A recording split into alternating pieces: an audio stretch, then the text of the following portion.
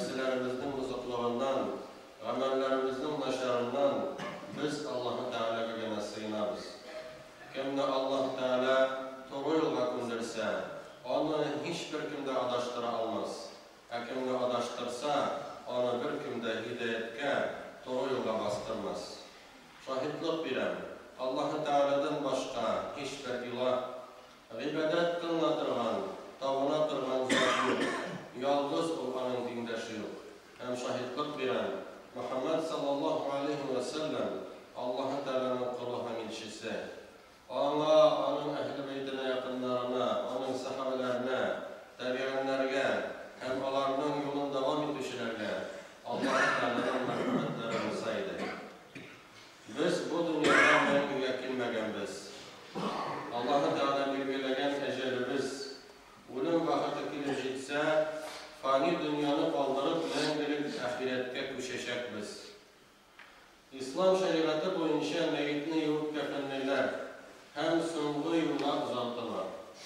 Kabristanga alıp barıp jirdiler. Meyitni uzatgan vaqtda kishilar onu maqtovlari yoki hurlovlari mumkin. Müminlerning bu so'zlari o'lgan kishi haqida shahidlik beruvlarına teng. Yaxshilik qilib yashasang, adam bolalarına izgilik etsang, yaxshi shahidlik berirlar. Yavuz, zolim banda bo'lsang, naşar şahitlik verirler. Sahih Bukhari hem Sahih Müslim'de hem başka jintiklarda rivayet kılınan hadiste Enes ibn Malik radıyallahu anhu etti. Bir vakit bizning kırdan meyitini kömürge alıp gittiler. Şunda kişiler meyit hakkında maqtav sözler ettiler. Hem Peygamberimiz sallallahu aleyhi ve sellem vecebet deyiş oldu dedi. Onlara ikinci meyitini yerlerine alıp gittiler. Şunda kişiler meyit hakkında naşar sözler ettiler. Hem Peygamberimiz sallallahu aleyhi ve sellem vecebet deyiş oldu dedi. Şu vakit Ömer ibn Hattab radıyallahu anhu me vecebet nerse deyiş oldu deyip soradı. Resulullah sallallahu aleyhi ve sellem etti. Hâde etneytum aleyhi hayran فوجبت له الجنة وهذا أثنيتم عليه شرا فوجبت له النار أنتم شهداء الله في الأرض. Siz birisini maqtadınız, hem ona cennet deyiş buldu. İkincisini hurladınız, hem ona cehennem deyiş buldu. Siz yer üstünde Allah'ın şahitleri. Kişiler türlüşe, hem onların yaşam revuşları da, ölümleri de türlüşe. Hem bu zinçeliklerine karab, Adem balaların üç türkünge bölünge mümkün olur idi. Birincisi, onlarını Yavuz türküm deyip atıyıq. Onday kişilerinin ölümleri cemiyetke kaygı tügül, ejinillik gene getirer. Çünkü onlar Yavuzluk, zulümlük kılıp yaşadılar. Başkalarını izip gün kürdüler. Bu bendeler ülgeçte tiriler jimil tım alıp kalırlar. İkinci türküm faydasız ya ise faydaları az kişiler deyip atarlarlar. Onday kişilerin ölümlerine cemiyet ihtibar etmeyin.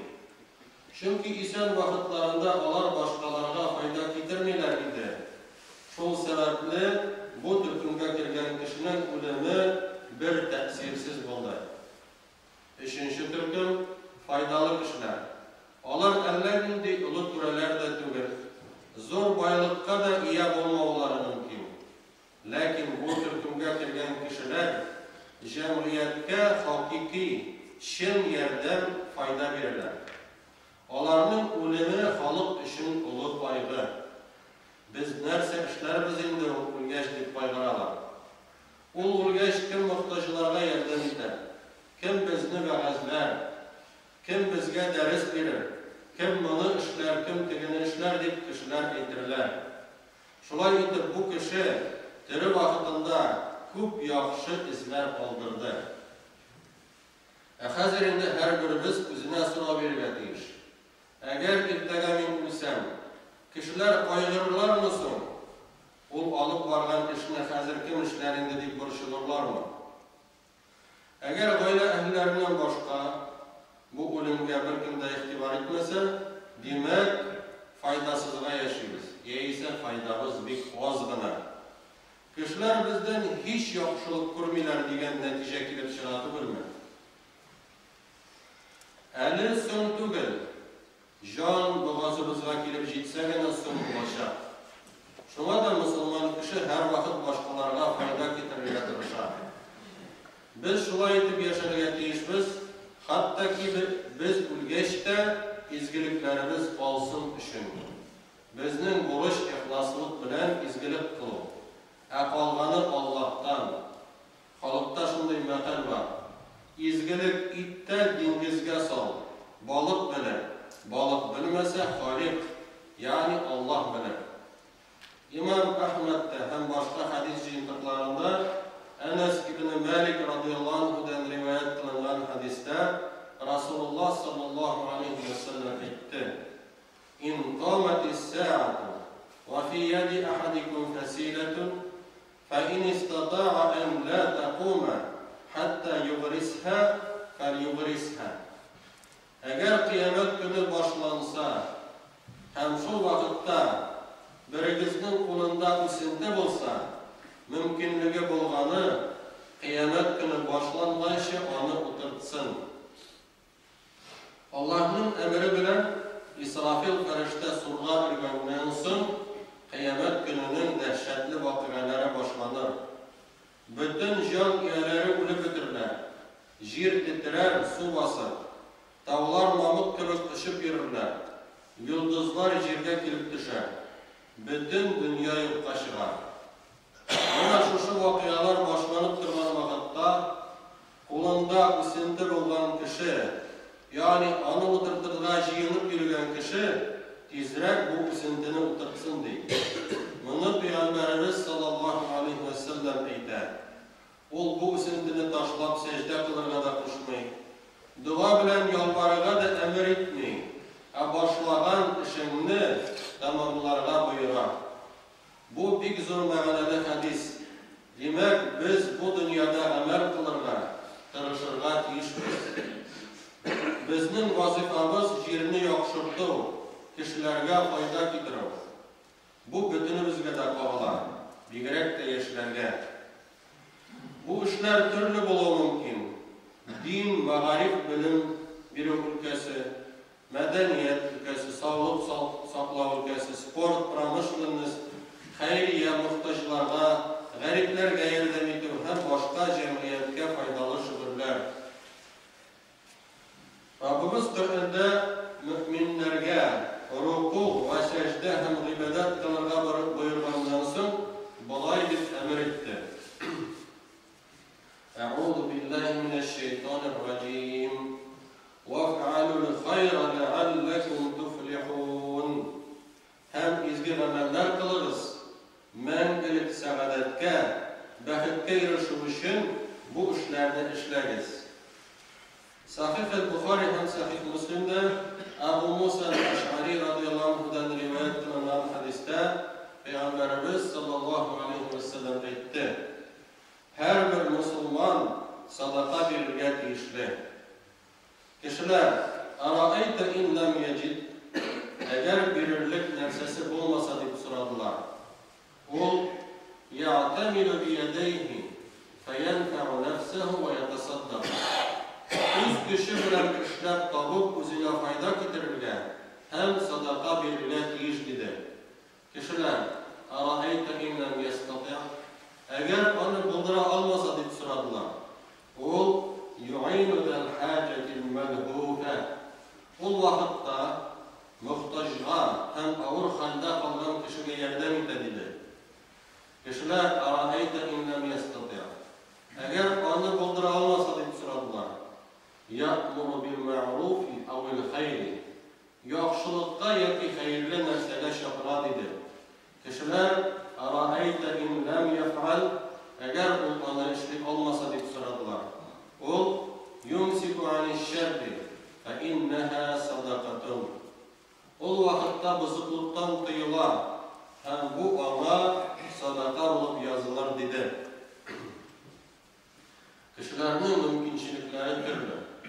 Adam balasının her birisi halinden kilgen izgilikni işliyor Allah. Eğer de halinden kilip de başkalarına yardım etmese, Allah-u Teala onu gazaplığa mümkün. At-Tabarani'de, El-Bayhaqi'de, İbn Abbas radıyallahu anh'den rivayet kılınan hadiste Resulullah sallallahu aleyhi ve sellem etti. مَا مِنْ عَبْدٍ أَنْعَمَ اللّٰهُ عَلَيْهِ نِعْمَةً فَأَسْبَغَهَا عَلَيْهِ ثُمَّ جَعَلَ شَيْئًا مِنْ حَوَائِجِ النَّاسِ إِلَيْهِ فَتَبَرَّمَ فَقَدْ عَرَّضَ تِلْكَ النِّعْمَةَ لِلزَّوَالِ. Kimge Allah-u Teala küp nimetler verip de kişiler ona yerden sorup kilgende yerden itüden baş tartsa ol verilgen nimetlerinin yokka şığına yol açtı. Şunun için de cemaat birbirimizge kulumuzdan kilgen şey, buldıra algan şey yerden itirgetiyişmiz. Eğer bunu işlemesek nimetimizni yuvaldaşakmız. Onlara koyverler üzlerin bir yokşuğa sanıyorlar. Meğer biliriz ki kişi her vakitte da üzerine gadil veya bir olmuyor. Nerse işlerine son vakitte. Bu soruğa cevap verir için Peygamberimizin aleyhisselamın hadisine müracaat etmek gerek. At-Tirmizi'de İmam Ahmed'de İbn Hibban'da rivayet kılınan hadiste Abu Hurayra radıyallahu anh etti.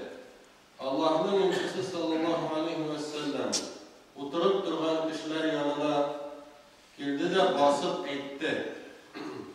Ala uhbirukum bi hayrikum min şerrikum. Sizin yavuzlarınızda qaraganda hayırlarak adamlarınız turunda haber verilgemi? Kişiler tanıp kaldılar. Hem ol bu sözünü 3 tapkır qavatmadı.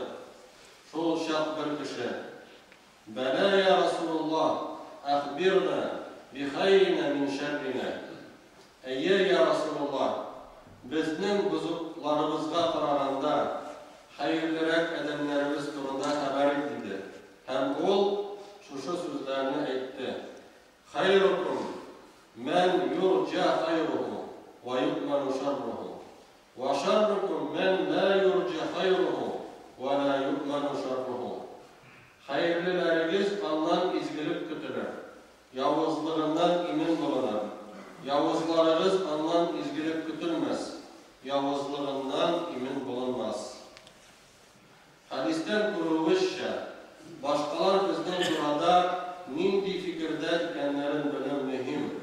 Eğer de Allah bizden cümle nerse ümit etmelerken demek uylanırlar ki hatalarımızı düzeltirge çünkü kıyamet gününde bizge bir ağırga tolu kilo mümkün.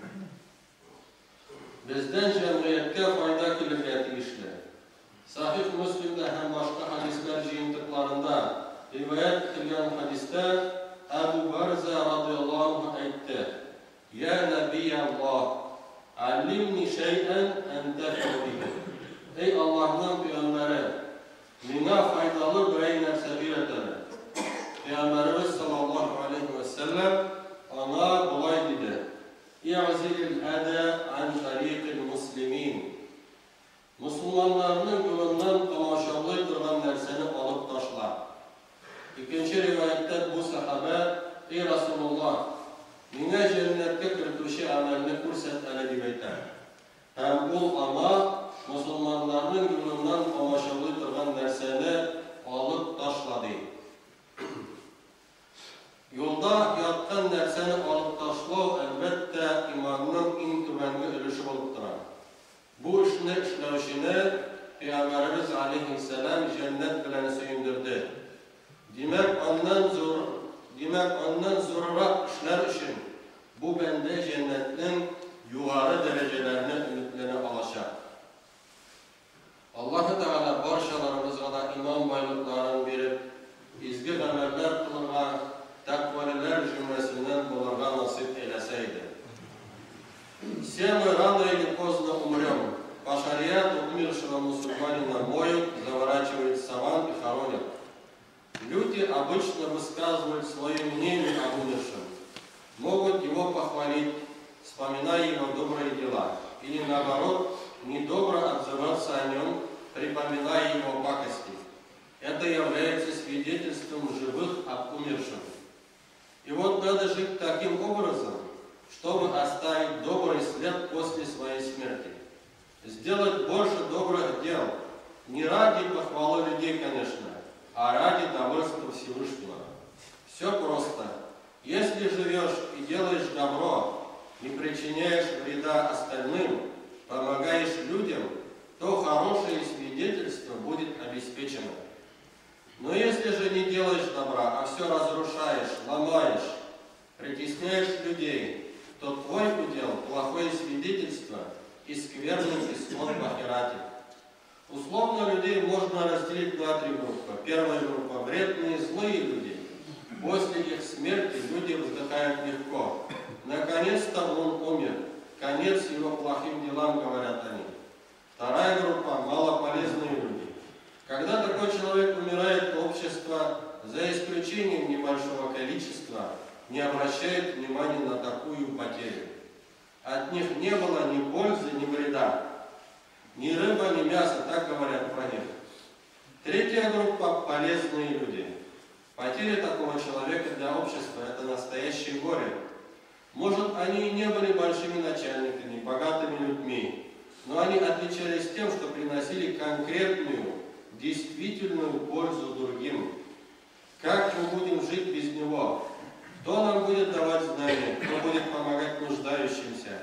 Кто будет делать это или то? Сокрушаются, скорбят люди. Поэтому надо стремиться стать полезным для общества. Обычно люди считают себя хорошим, но это не всегда соответствует правде. Надо обратить внимание и на мнение других. От хороших из нас люди ожидают добра, а не зла. А от наихудших из нас люди не ждут добра, но ждут зла. Есть много добрых дел, за которые можно получить прощение грехов, награду Всевышнего, райские сады.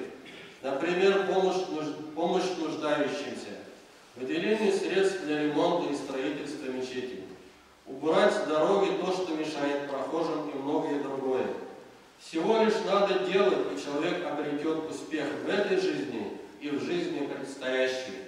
وأقول قولي هذا وأستغفر الله لي ولكم ولسائر جماعة المسلمين إنه هو الغفور